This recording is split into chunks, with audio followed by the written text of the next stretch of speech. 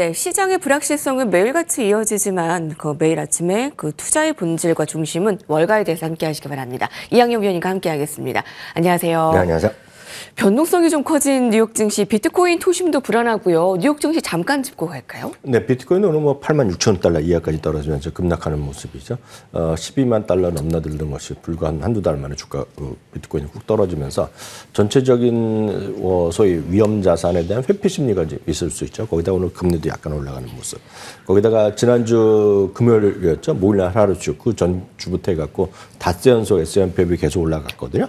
그에 대한 소위 차익 실현 심리 이런 것들이 나오면서 오늘 전반적으로 3대 지수가 모두 조금씩 내렸습니다. 0.8에서 많게는 적게는 0.3% 정도까지 오늘 3대 지수가 모두 하락하는 모습이었다라고 일단 뭐 간단히 이해하시면 좋겠고요. 전체 시장에서는 아마 엔비디아 오늘 약간 좀 반등한 모습. 엔비디아 같은 경우는 모건 스탠리에서 오늘 235달러가 기존 목표 주가였는데요. 오늘 250달러까지 올라갔습니다. 엔비디아는 워낙 최근 들어서 한 달 반 정도 좀 쉬었기 때문에 좀 너무나 저평가돼 있다. 역사적으로 가장 싼 위치에 와 있다. 뭐 이런 얘기를 많이 하고 있고요. 특히 일론 머스크 같은 경우에도 테슬라 물론 제외하겠죠.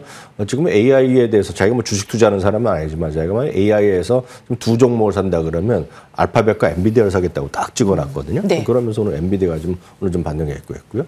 또 이번 쇼핑 시즌에서 가장 많이 팔리는 IT 기기는 역시 아이폰 17, 17류가 에어팟 프로 3 시리즈, 세 번째 시리즈인가 뭐 이런 것들이 엄청 팔렸다는 거거든요.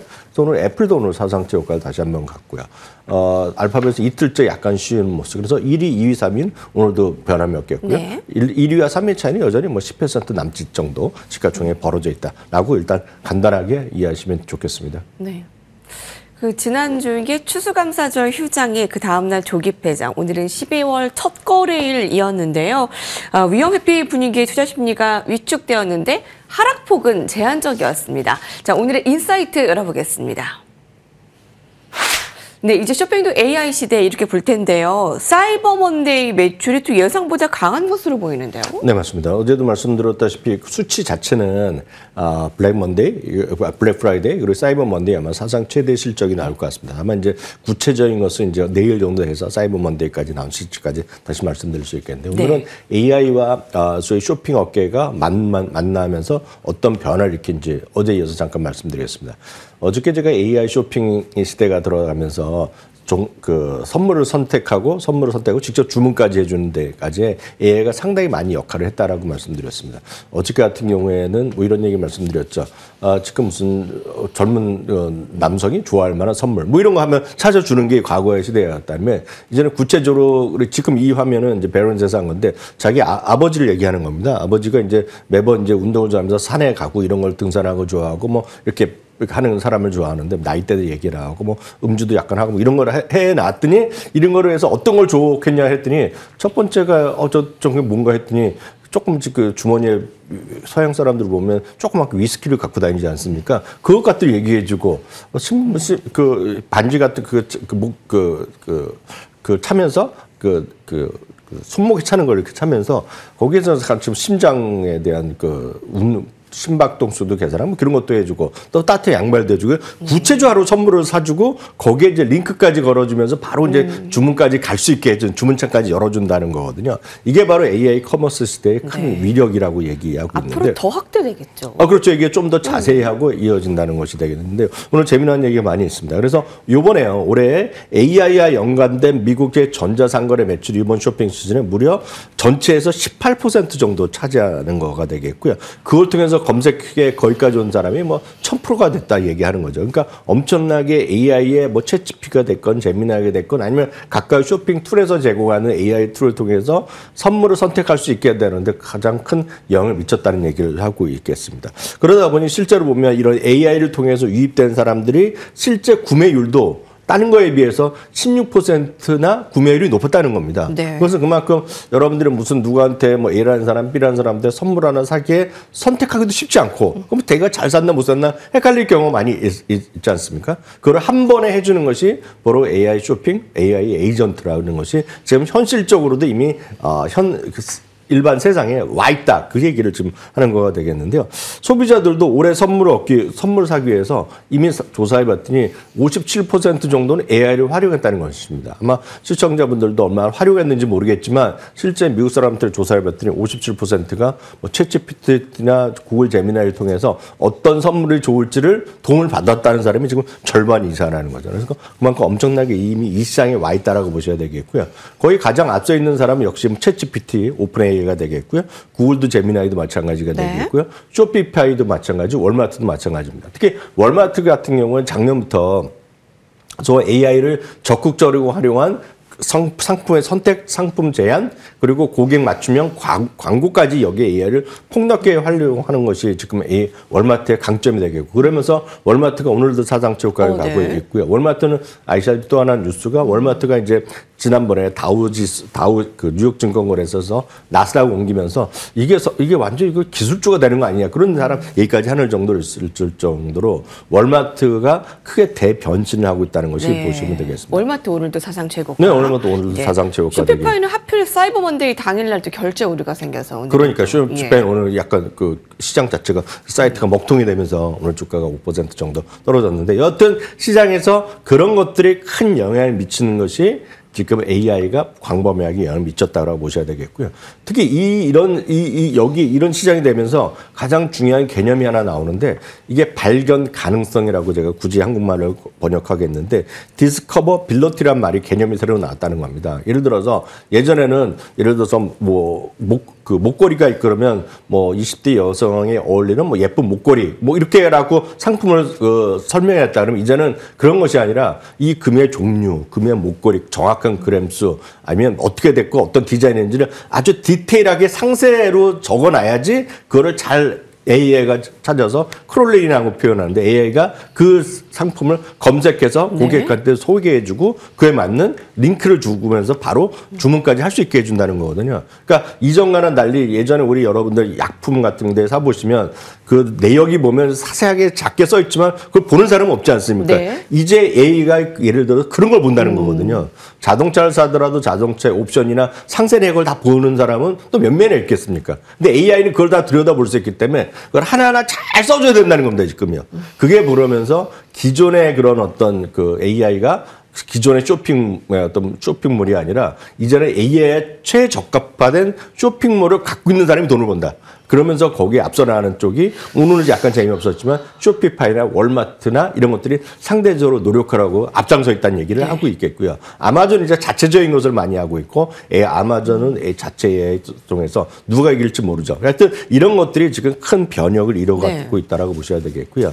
그럼 관련 주식은 아까 말씀드렸다시피 쇼피파이라든가 월마트 그리고 아마존 이런 것들이 대표적인 기업이 되겠는데 문제는 이제 이걸 하나하나 늘 말씀드리지만 개인 투자가들이 하나하나 정확하게 그 기업의 AI 에이전트 시대의 특징이나 뭐가 잘 나갈지, 뭐가 1등할지 2등할지를 자신이 없지 않습니까? 그럴 때 가장 여러분들이 쉽게 접근할 수 있는 것과 그 시장 자체가 다양한 형태로 커진다는 관점에서 보면 이비즈라는 ETF가 있습니다. 이커머스 ETF가 이비즈라는 ETF가 있는데 여기 보면 수많은 것들이 여기에 뭐 여행 같은 것도 들어가고 쇼피파이도 들어가고 알리바바도 들어가고 뭐 이베이도 들어가고 뭐 다 다양하게 들어가 있기 때문에 이런 것들을 여러분들이 관심 갖고 스터디해 보시면 굳이 종목을 하실 분들 아까 말씀드렸던 종목을 갖고 선택해 보셔도 되겠고요. 아니면 ETF 같은 걸로 이 AI를 활용한 쇼핑 문화의 큰 변혁에 동참하실 수 있을 것 같아서 오늘 소개해 드렸습니다. 진짜 올해 보니까 이제 블랙 프라이데이에 그런 쇼핑 패턴이 완전히 이제 온라인 쪽, 그 AI 쪽으로 바뀌고 있다는 것을 확인을 했습니다. 나는 AI 쇼핑에 관심 갖고 싶다 하시는 분들 이 ETF 실제로도 성과도 좋은 거죠? 그렇죠, 그렇죠. 네, 그 관련 종목들 다 모아놓은 것도 함께 살펴봤습니다. 오늘의 헤드라인 살펴보겠습니다. 오늘은 어떤 종목들 좀 관심 가져볼 수 있을지 알아보시죠. 11월에 IT 부진 종목별로 엇갈렸다. 아마 그 엔비디아와 알파벳 때 엔비디아가 가장 큰 관심사였는데 12월에도 이슈몰이가 계속 될 것 같아요. 네, 맞습니다. 전체적으로 11월 달에 기술주가 소위 IT 섹터가 전체적으로 부진했던 건 사실이 되겠습니다. 분석 대상 84개 그 어떤 종목수 중에서요. 플러스가 난 것은 18개밖에 없습니다. 11개 섹터 중에서 제일 많이 올라갔던 섹터는 기억하시겠지만 헬스케어가 가장 많이 올라갔고요. 상대적으로 제일 부진했던 것이 IT 섹터였다라고 보셔야 되겠는데요. 섹터는 IT 섹터가 4.8% 하락하면서 11개 섹터 중에 가장 하락했습니다. 그러면서 엔비디아나 메타 이런 것들이 뭐 커뮤니케이션 서비스지만 큰 틀에서 보면 IT라고 얘기하는 것들이 상당히 재미없는 모습을 보여줬는데요. 그 와중에 강했던 주식들을 보면 예를 들어서 50%, 60%까지 갈 거는 없지만 기본적으로 알파벳 13.8% 올라갔고요. 아날로그 디바이스도 10%가 올라갔고요. 브로드컴 같은 경우도 7.6%나 올라가면서 전체적인 시장에서 IT 전체적으로 같이 가지 않고 이렇게 주목받는 네. 그런 것들도 있다는 거죠. 마이크론 같은 것도 많이 올랐고요. 애플 같은 경우는 후반에 막판에 올라가면서 네. 오늘까지도 사상치 효과를 가는 모습이었는데요. 핵심은 역시 알파벳과 브로드컴이라고 보셔야 되겠습니다. 오늘 같은 경우 브로드컴도 또 목표 주가 상향하는 소식이 있었는데요.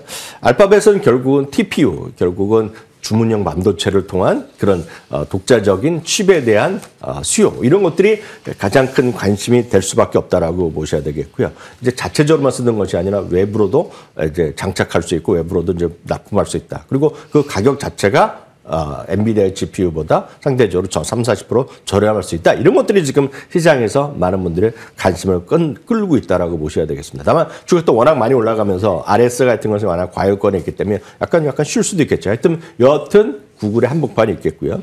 늘 말씀드리지만 구글의 친구라고 우리 보통 투자가원들 아주 쉽게 이해하시면 되겠습니다. 네. 구글이 친구인 브로드컴도 주가가 상당히 많이 올라가고 있다는 오늘은 것도 좀 또 이제 많이 올라갔기 때문에 같이 쉬었죠. 브로드컴이 같이 좀 쉬었다라고 보셔야 되겠습니다. 그리고 역시 이펜 같은 경우에도요. AI 주도로 인한 고객의 클라우드 현대화의 수요가 분명히 있다라는 것도 지금 일부에서 얘기하고 있겠고요.